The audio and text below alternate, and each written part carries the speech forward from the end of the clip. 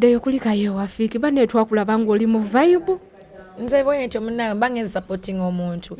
Buli kimu kiteeka bbali ne ndaga support. Kubanga naye kyabayitaga nange bwe mba ku stage kye nandyetaze okulaba nga mukwano gange oba fellow artist azan supporting nze. Naye nga taze kutuula oba kukiina oba akweta kusunga. Naye nga akusanyukiddeko. Gwe omukyala gwe tumanyi eyatandika ekintu kya stage. Nosooka noleeta stage awuniikiriza Bannayuganda ne bayimbi banno. Idea eyo yajja etya? Kati of course idea eyo yaliwo mu team yaffe management yange nga banjagaliza ekyo nange nali nga nkirutangako bulosi naye nga simanyi nti kisoboka kubanga eyo stage teri mu miliyoni 5 10 oba miliyoni 2. Wanju mama? It's a lot of money, proudly I can say. Egenda miliyoni 2 okudda waggulu. Ate olumu kyoweesigamu kyokungula. So I would say nti since when nakola stage eyo nali ngamba bannange sino sente nga nyingi bannange bino. Era kyembadde njagala okubuuza nti zivaayo. Zavaayo dda ndi magoba. Wanju nyabo. Oli magoba mwotambulira bwoti? Yes, kubanga nayiga ekintu kimu mu bulamu. Bo kitooke kifansalira ate tolina kwekuba njawulo. Like kyeweeteekamu omuntu kyajja okulaba. Kyatwala. Brand yo bw'ogizimba omuntu kyajja okulaba. Ate n'ekirala ti ebiseera ebisinga abantu batya okutandika n'okuteekayo ekigere nti bannange tuveeko wano tuddeko wano. Batya naye ogamba nti kati nze kankikole n'abalaba kuyigirako because tuliwo ku inspiring abantu. Bw'okola ekintu nga balaba kitya. Like I started having bouncers and everything.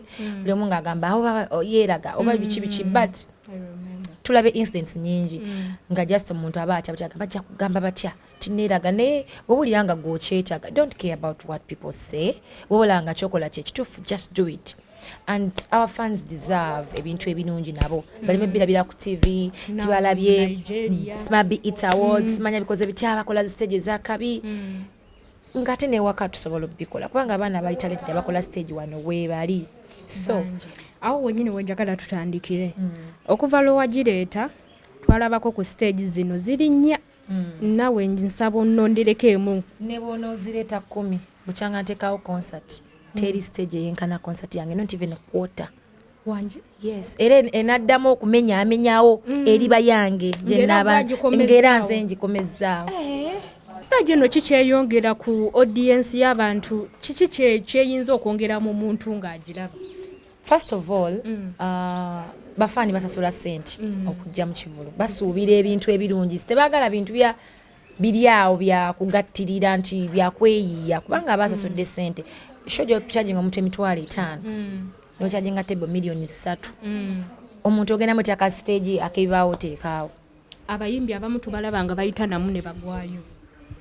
Kugamba n'omuntu abagamba bannange sente zaffe zibaluma. So kati ebiseera ebisinga ebintu bino abantu babiraba biba exposed batambula babirabako ebweru nagamba ne kati Uganda fani alitukolera ku kintu bwe kiti kyova olaba nti stage twagikola era before the show abantu bajjanga bagirambula.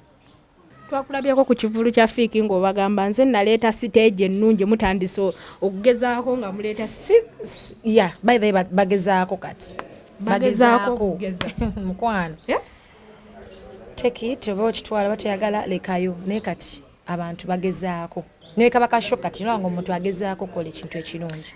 Industry eyinza kukyuka etya okuleeta ebintu ebifaanaganako webityo staging erabika bwetyo n'olaba abayimiridde ku stage badansa nga tebali nnyo tebasaasaanye bali eri si kwenyiga kati edda twakolanga staging nga bweti like ekoma wano nga terinaako buno kusanga fani waatudde eri ewala badansa ne beesquizinga wamu. Obuzibu bwetusanga kale nga Uganda economy yaffe ekyali wansi ekula mpola naye era okunyigizibwa kungi katulina emisolo twajjirwa emisolo buli kivulu kyokola ate era nga si mibi kusasula but olumu wesanga nga kikutuddemu kuba kimu kiba kiri waggulu ate bwe kimu kyakusasulira so ne wesanga nga abantu abamu kibakaluubiriza.